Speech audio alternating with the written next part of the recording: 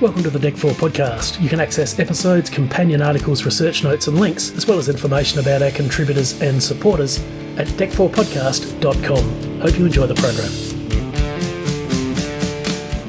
Hey gang, I'm Gary Wells from Vintage Leisure at SoulRideBlog.com. On this episode, I'm joining my man George Fairbrother to take an in-depth look at the 1959 Winter Dance Party Tour and the decision to charter a light plane from Mason City Airport in Iowa to Fargo, North Dakota, costing the lives of Buddy Holly, Ritchie Valens, J.P. Richardson, and pilot Roger Peterson. Drawing from personal first-hand accounts and expert commentary in a variety of credible sources, we learn how the hopelessly ill-conceived tour came together, relying on a succession of aging hired buses, wholly unsuited to the conditions, crisscrossing the frozen Midwest in what was described locally as one of the deadliest winters in decades. We reflect on a magical night in Iowa during which around 1,500 ecstatic teenagers and quite a few of their parents packed Clear Lake, Iowa's Surf Ballroom to see some of the biggest stars in the business rise above illness and exhaustion to put on a show which, according to the Surf's official website, was electric, and the music brought a joy that would remain forever in the hearts and minds of all who attended. We go on to analyze the circumstances of the crash just 5 miles into the planned 300-mile flight and look beyond cultural impact mythology and cliché to discuss the immediate and longer-term personal consequences for those most closely affected. Hello and thank you for listening. Great to have you with us and great to have Gary with us as well. As Gary mentioned in his introduction, we've taken a wide variety of references and sources to put this together. We'll identify those as we go along, and on this episode's webpage at DEC4podcast.com, we'll put some links and suggestions for additional reading and media. A major reference that really helped us to tie everything together is a 1999 documentary from VH1, Behind the Music. We'll be referring to that throughout the episode. I've actually been working off an old VHS video copy, believe it or not. We'll take a couple of quotes from there as well, and we take some external guidance on fair use for commentary and critique, and details on that at our website as well. So, let us set the scene for the Winter Dance Party Tour. We'll talk about the supporting acts on the bill as well, but the reasons the three main attractions, Buddy Holly, Ritchie Valens and J.P. Richardson, the Big Bopper, were on the tour, were pragmatic. They were there for commercial reasons and for family reasons. Buddy Holly, although he had substantial holdings in publishing, the ready cash wasn't forthcoming. This was a matter of dispute, and he needed money for family reasons as his wife, Maria Elena, was pregnant. J.P. Richardson was the son of a Texas oil field worker. He'd grown up in tough poverty conditions and was determined to create a much more comfortable and assured future for his own family. His wife, Adrienne, known as Teetsy, was pregnant, and they had a 5-year-old daughter named Deborah. To supplement his income as a Texas radio DJ, J.P. Richardson had released a single to capitalise on the novelty record trend, The Purple People Eater Meets the Witch Doctor, but it was the B-side, Chantilly Lace, that had charted and really captured the public imagination. Although he didn't want to be away from his family, the package tour was an opportunity to get out on the road, earn some money, and support and boost his hit record. Ritchie Valens was also keen to lift his family out of impoverished circumstances, provide his mother with a home, and of course promote his music and boost his career. It appears that out of the three main draws, he was the only one who was really enthusiastic about going, was very excited at the thought of meeting Buddy Holly in particular.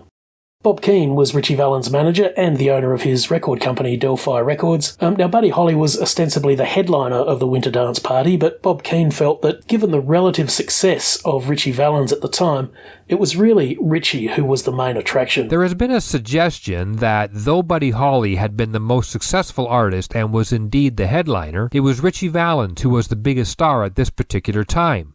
This I would contest. Looking at chart placings up to this point doesn't really tell the tale, as neither Buddy nor Ritchie really had enjoyed a long run of placing songs into the upper reaches of the charts. Holly had begun to look elsewhere and to make changes to his sound, steering more into pop territory. Buddy Holly was an innovator. He was far-sighted, and there is little doubt that he was destined for a singular career in the music industry. Valens, as a pioneer of Chicano rock, cannot be minimized. Certainly he was an exciting young performer in the early days of 1959, but Buddy Holly's status at the time was rivaled by very few. Sadly, it must be honestly considered that the Big Bopper, by comparison, was not long for making hit records. It can be easily surmised that he would have had a career in either radio or behind the scenes in the industry.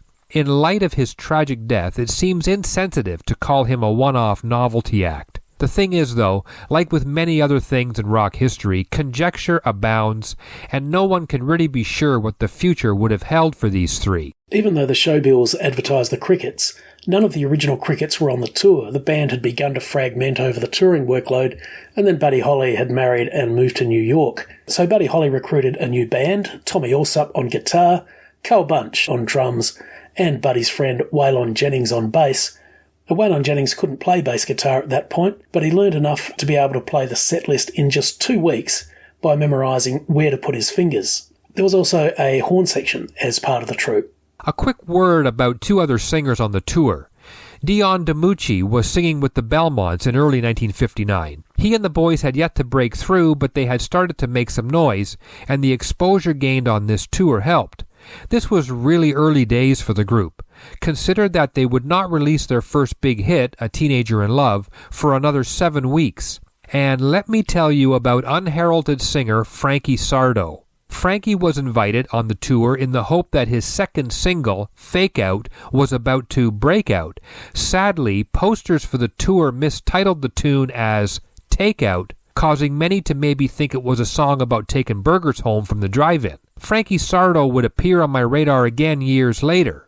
I have featured on my website the 1982 horror film Blood Song. Somehow, Frankie, as Frank Avianca, co-wrote and co-produced this film with Lenny Montana. Montana, if you can stay with me here, is the man who portrayed substantial Luca Brasi in The Godfather. For Blood Song, these 2 good fellas recruited their old-time paisan, Frankie Avalon, to portray the demented killer who loses his mind whenever he hears the Blood Song. I tell you, the things I discover on my vintage leisure travels never cease to amaze me. The late Bill Griggs was an award-winning music historian who was recognised by the Texas Historical Institute as the leading authority on Buddy Holly. He said this of the tour schedule: the problem was that whoever scheduled the tour started way over here, went 400 miles to your next venue, and then went back 30 miles from the first one to do the third one, hopscotching back and forth.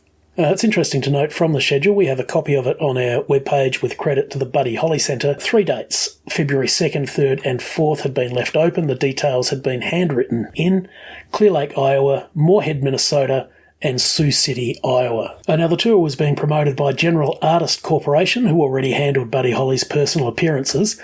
I'd like to read now from the official website of Cheryl Davis, musical landmarks specialist.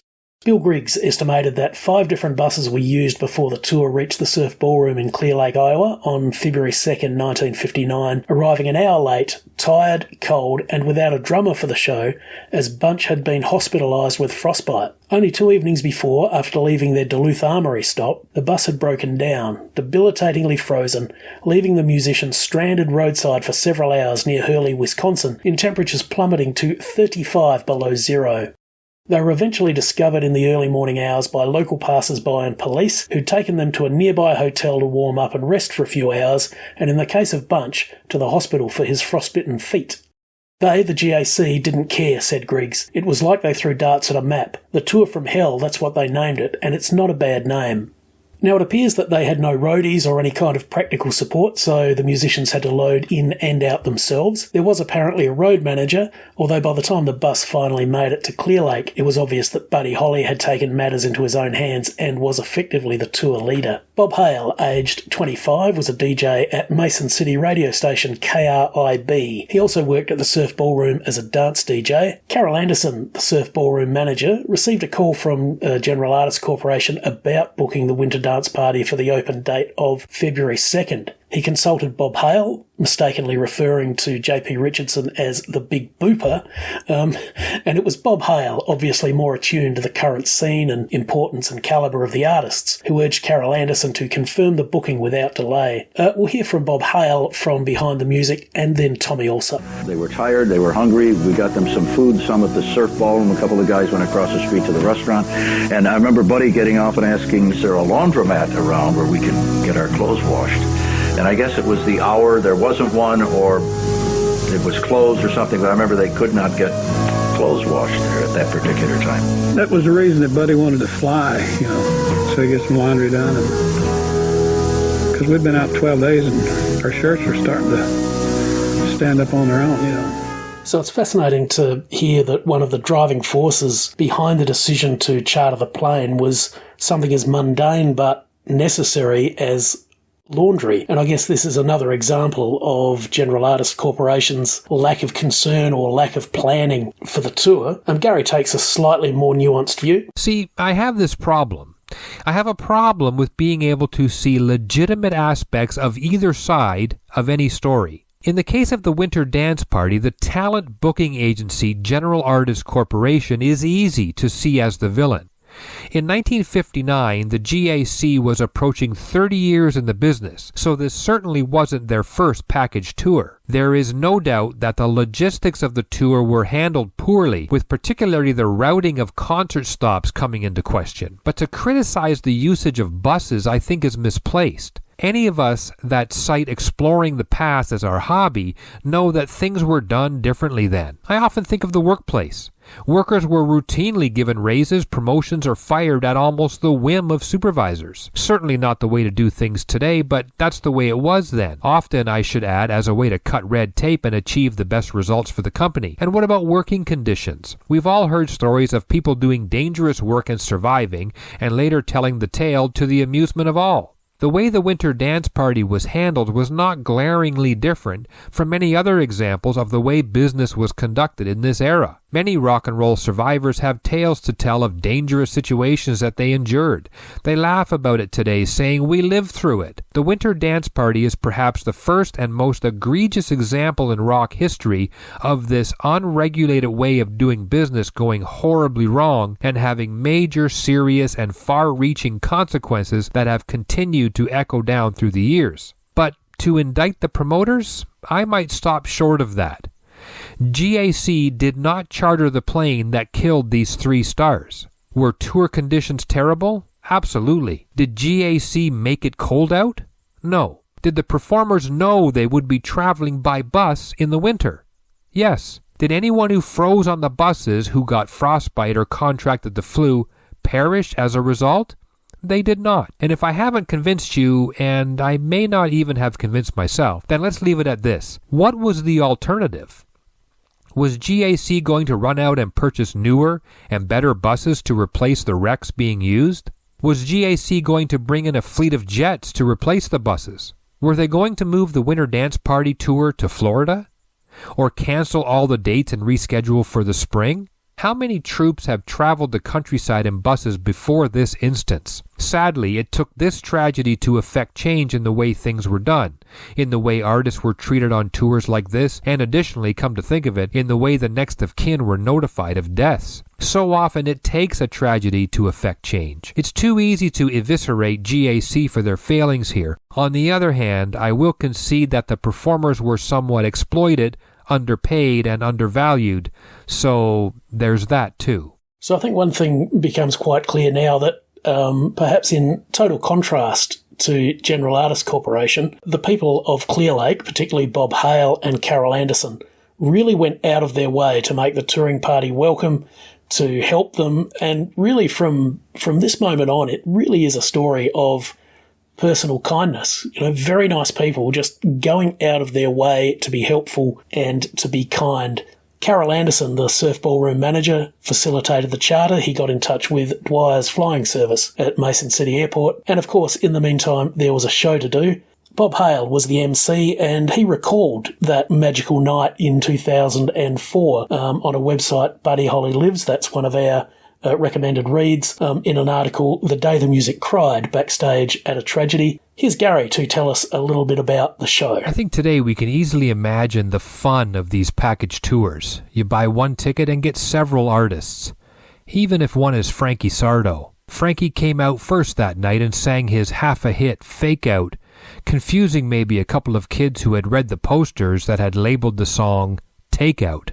The Big Bopper was up next, and he was no doubt a crowd pleaser. Reading the list of songs he performed, you failed to really recognize any as an enduring favorite, save, of course, Chantilly Lace. But what he sang no doubt mattered less than how he sang it. Richardson was no polished musician dazzling the crowd with his technical prowess, but instead he came off like the loudmouth you hung out with on the stoop, and the kids ate up his energetic performance and his between-song patter. Much the same could be said for the energy of young Ritchie Valens. Decked out in sharp duds, Ritchie started his set with the mellow love angle before revving the kids up by launching into La Bamba. Though young, his career just begun, by all accounts he still knew how to work the crowd. One of the things I think that made the night particularly special was the fact that it wasn't just the kids having a great time. Carol Anderson had invited the parents as well. In 2019, for the 60th anniversary, Bob Hale gave an interview with WCBS News Radio in New York, and he said this: "We had a nice combination of teenagers and their parents, and it was a big family gathering. The other nice thing is that as the performers got ready and settled down, they walked around the surf ballroom, met the parents, met the teenagers, signed a lot of autographs, made an incredible impression, particularly, I think, on the parents, who weren't quite sure what it was all about. Parents talked to me afterwards saying how nice these performers were, that they came from backstage, said hello to the parents, signed autographs, sat down in the booths and had a couple of colas with the kids, so it started to become a very warm and friendly gathering." During the intermission of this exciting and joyous night, Buddy Holly called his wife Maria. He complained to her about the buses, but did not mention chartering the plane. Lately, Maria had had bad dreams about Buddy and airplanes. Dion and the Belmonts opened the second half of the show. Good old boy Buddy Holly sat in on drums for Dion's set. So as not to be a distraction, Buddy sat at the kit in disguise. When the time came to introduce the band, the guest drummer was revealed to the delight of everyone. Buddy then launched into his own set with Waylon and Tommy along and treated the crowd to a stellar 40-minute show. No one in the satisfied crowd could have guessed that these same performers were suffering through the arduous ordeal the winter tour had become. Friendships were formed and plans were made that night. In an alternate telling of this tragic tale, Buddy Holly and co. would indeed have returned to the area in the summer, as was discussed. MC and DJ Bob Hale would have hosted the fellas out at the lake. It might have been during another busy tour through the area, but Holly may have been afforded the chance to relax and exhale for one evening. He may have enjoyed the last of the sun's warmth that summer day and smiled over at Bob. Buddy may have recalled aloud the previous winter and expressed his disbelief that this could be the same neck of the woods. "Do you remember the winter dance party, Bob, and how cold it was the last time we were here?" But this happier ending, as everyone knows, was not to be. So I think it's important to note just what consummate professionals these young performers were. They rose above their exhaustion, disillusionment. J.P. Richardson was unwell. He was running a fever, according to Bob Hale, perspiring profusely, yet they all gave 100% and more. Bob Hale said this in The Day the Music Cried: "Tired, upset and weary Buddy Holly showed why he was one of the brightest rising stars in the pop music business. He was energised, funny, smiling, laughing and loving it all. For 40 minutes he sang, joked and hiccuped his way through some of his greatest tunes." Bob Hale also recalled that Buddy Holly was a perfectionist. He chose not to do Raining in My Heart because he didn't want to give the audience an inferior version without the string section. Now, Gary's reference to a potential return to Clear Lake stemmed from an exchange with Bob Hale, and this is how Bob Hale himself recalled that in The Day the Music Cried. 2 nights earlier in Green Bay, they'd fallen in love with bratwurst.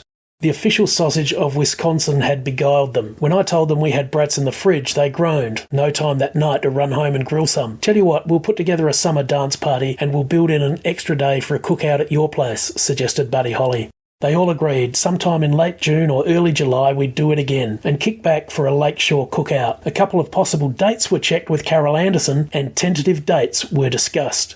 Okay, so as we know, the original plan was for Buddy Holly, Waylon Jennings and Tommy Allsup to be on the plane. Carol Anderson had finalised the charter with Dwyer's Flying Service.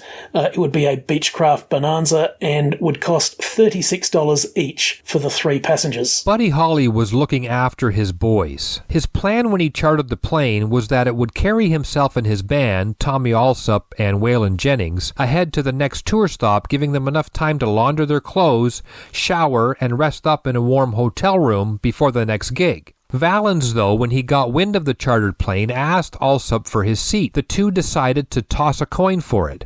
Bob Hale tossed it, and Ritchie was the winner. There is some additional context to the matter of the coin toss. This is from a 2008 interview with Bob Hale on the website of Chicago Radio Spotlight. After the show was over that night, Tommy Alsop, pressured by Ritchie Valens, said, "Let's flip a coin." It's at this point that 2 versions of the coin flip emerge. Tommy maintains he flipped the coin. I maintain that as soon as he suggested it, he reached into his pocket and realised he had no money. He was still in his stage clothes. He asked me if I had a coin. I took out a 50-cent piece, said to Ritchie, "Okay, Ritchie, you want to go? You call it. Heads. Heads it is, Ritchie, you're flying." Tommy said okay, went out to the car to retrieve his bags, which he'd already put in Carol Anderson's car. Regardless of which version of the coin toss you hear or accept, neither Tommy nor I demand ownership, in inverted commas. We've talked about this and have no emotional investment in either version. What we agree upon is that night was a tragedy and an extremely emotional one for us all. J.P. Richardson had contracted the flu and was suffering. He approached Waylon and asked if he would give up his seat, and Jennings complied. Perhaps miffed that his band members were not making the trip with him as he had intended, Holly joked to Waylon that he hoped the bus froze up, to which Waylon replied, "Well, I hope your old plane crashes." This story Jennings relates in his autobiography, so we can accept it to be true. Waylon actually said that, and the comment haunted him the rest of his life. You know, there's a thing that happened that night. Buddy was leaning back against the wall in his cane bottom chair laughing at me because he says, "You're not going on the plane tonight, huh?" And I said, "No." He said, "Well, I hope your old bus freezes up." And I said, "Well," again, and I said, "Well, I hope your old plane crashes," Now, I was awful young, and it took me a long time to get over that. This all seems like it cannot possibly be true, like these events cannot have come to pass this way. 2 men were to have traveled on this plane, but gave up their seats, sacrificed their comfort for their friends. This is part of what makes the story of this tragedy so compelling. So once again, we see people really doing everything they can to be helpful. Carol Anderson drove Buddy Holly, Ritchie Valens and J.P. Richardson to Mason City Airport. After the show, they arrived at 12:40 a.m., about 15 minutes before takeoff. And this is how Carol Anderson recalled those final moments at the airport in Behind the Music. And we'll also hear from Bob Hale and his take on the weather. Big Popper and Ritchie Valens crawled in the back 2 seats of the plane, and I shook hands with each one of them as they got in and wished them well. And the pilot got in and I said, "Have a nice trip." And Buddy Holly come up and he was the last one to get in. I held the door open, shook hands with Buddy Holly, and I said, I wish you only the best." And he says, "Thanks." When they left the surf ballroom, the stars were shining. It was a cold, crisp northern Iowa night. My wife and I got in our car to drive home. As we're driving, the snow starts to come in right across the road, right across our lights. And I remember vividly saying to my wife, "Look at that. The snow is incredible. Coming right straight across the road. I hope the guys got off the ground before the storm came into town." The pilot, Roger Peterson, had been very conscientious in the hours leading up to their scheduled departure. This is from an article on the website This Day in Aviation by Brian Swopes from 2017. During the previous 8 hours, Roger Peterson had telephoned the Air Traffic Communication Service 3 times for the weather forecast along his planned route. He was informed that the weather was VFR, Visual Flight Rules, with ceilings of 4,200 feet or higher and visibility of 10 miles or more. ATCS did not inform Peterson of a flash advisory, a 100-mile wide band of snow moving into the area at 25 knots. Moderate to heavy icing conditions, along with winds of 30 to 50 knots. Now, while taxiing to the runway, the pilot once again radioed ATCS for the weather. It was now reported as the ceiling of 3,000 feet, sky obscured, visibility 6 miles, light snow, and wind gusting 20 to 30 knots. We also have a little detail on the pilot himself. Roger A. Peterson was 21 years old and had been issued a commercial pilot certificate with an airplane single-engine land rating in April 1958. He was also a certified flight instructor. He'd flown 711 flight hours during the nearly 5 years he'd been flying. He'd worked for Dwyer for a year. Peterson had acquired 52 hours of instrument flight training and had passed the written test for the rating, but had failed an instrument flight check the previous year.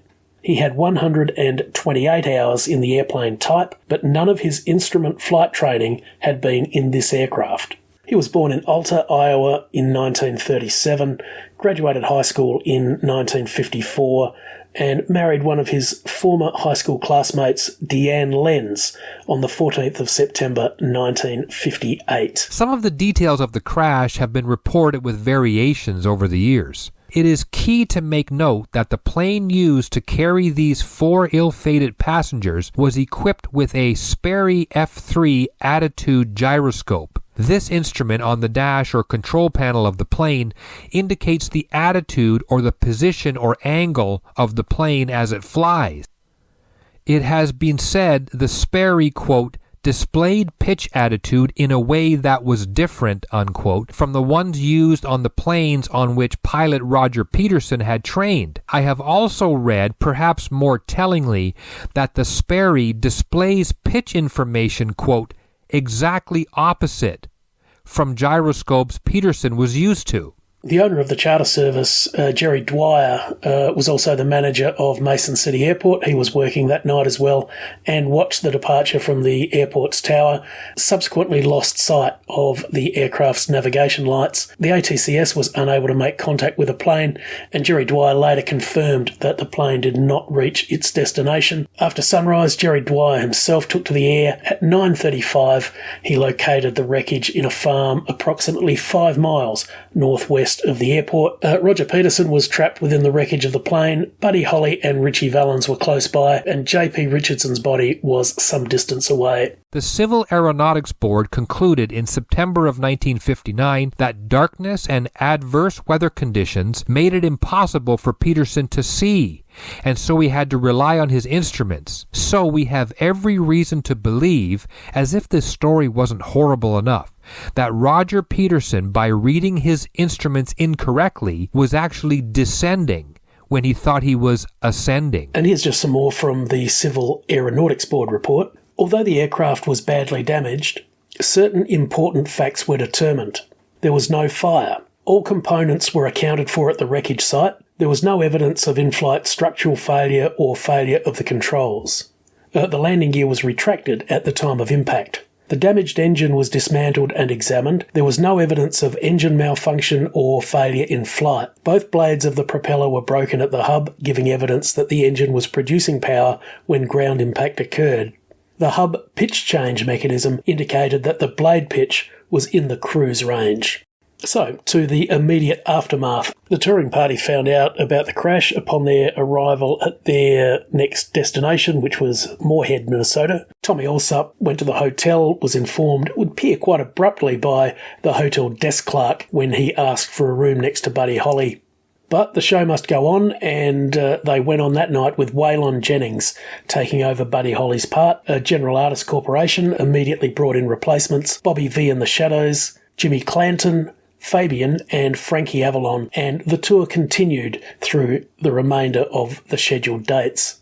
The families found out secondhand, either through media reports or through friends. In Texas, Nicky Sullivan, guitarist for the Crickets, found out from a fan. He asked his mother to call Buddy Holly's mother to find out if it was true, only to find that Buddy Holly's mother didn't know at that point. Ritchie Valens' younger sister, Connie, found out in the schoolyard. And you can tell in interviews, even 40 years on and more, just how much this aspect haunted the people closely involved, and understandably so, of course. Maria Elena Holly subsequently miscarried, And Tsitsi Richardson gave birth to a son, J. Perry, in April. As we pore over the details of this tragedy, we see that the tale is full of many compelling and sad elements. One that could warrant its own spin-off discussion would be the legacy of J.P. Richardson in the person of his son, J. Perry. The Big Bopper may have been the least talented of the three stars who were killed, and he may have been the least invested in performing music as a career.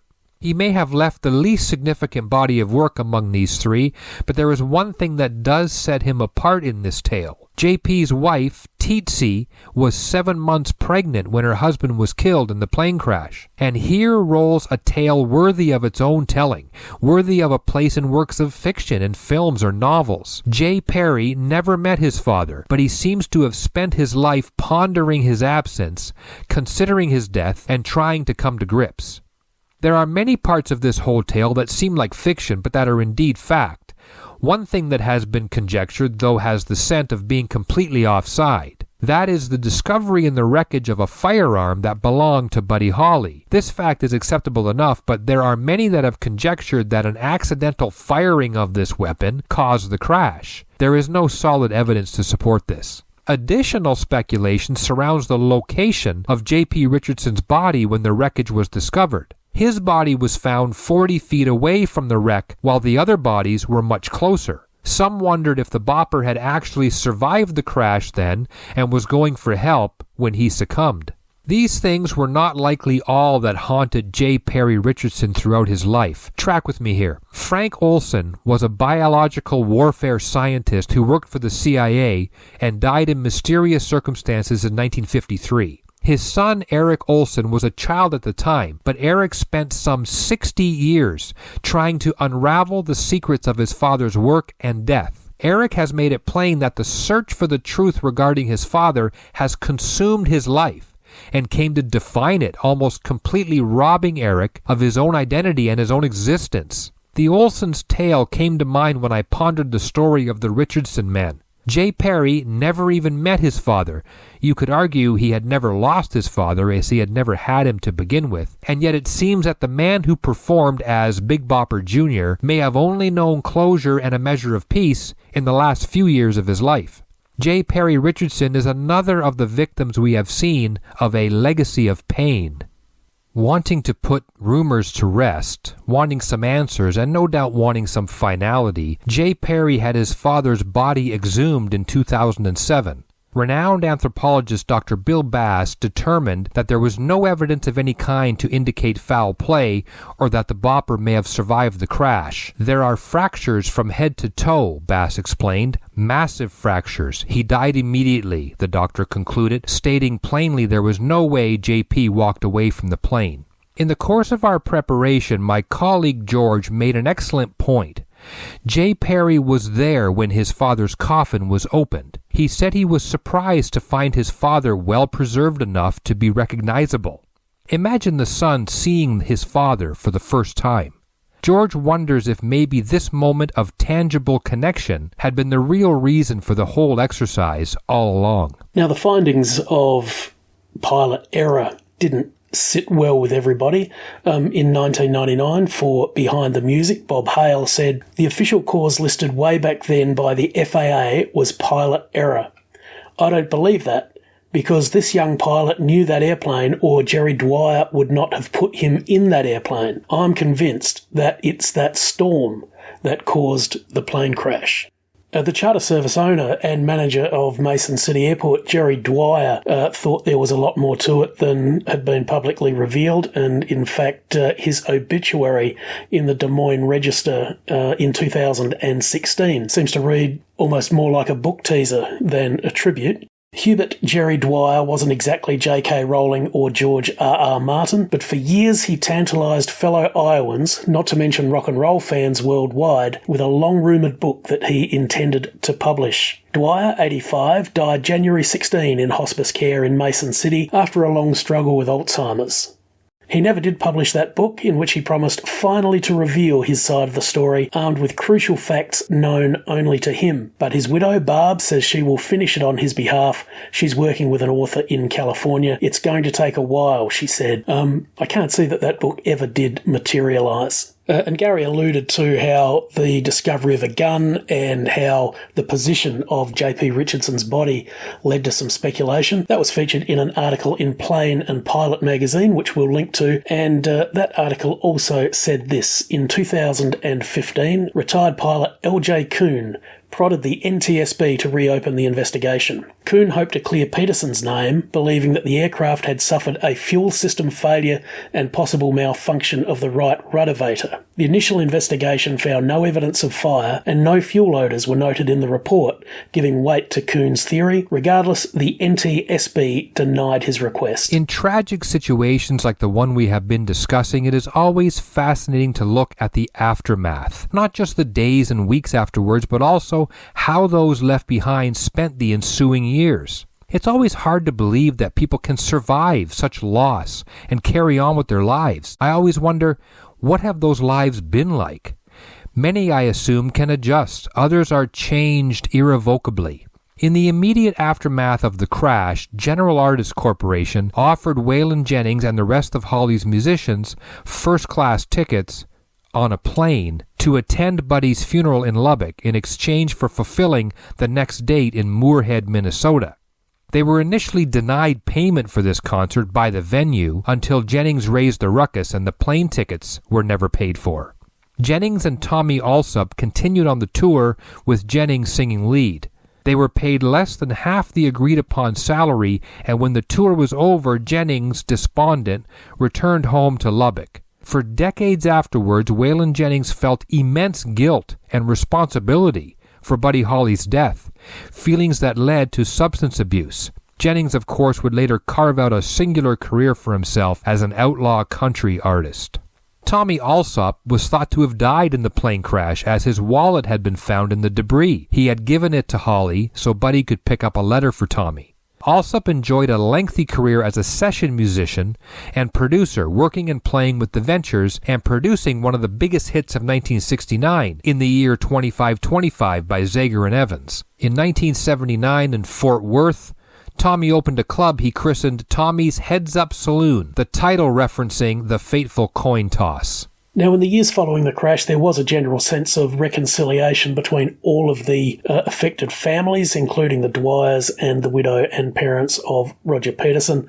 They subsequently attended memorial events at the Surf Ballroom together. Around the time the movie La Bamba came out, there was a Washington Post article about Donna Fox Coates, formerly Donna Ludwig, the subject, of course, of Ritchie Valens' hit love song. And here's just an interesting comment from that article. By the way, it appears you can get 1 or 2 free reads without the paywall kicking in if you're not a Washington Post subscriber. It says, for almost 30 years, people have been asking her if Valens was the love of her life. I was 15 years old, for heaven's sakes, she exclaims. Who knows? I liked Ritchie a lot. I really cared, but I can't say I loved him. I was a kid.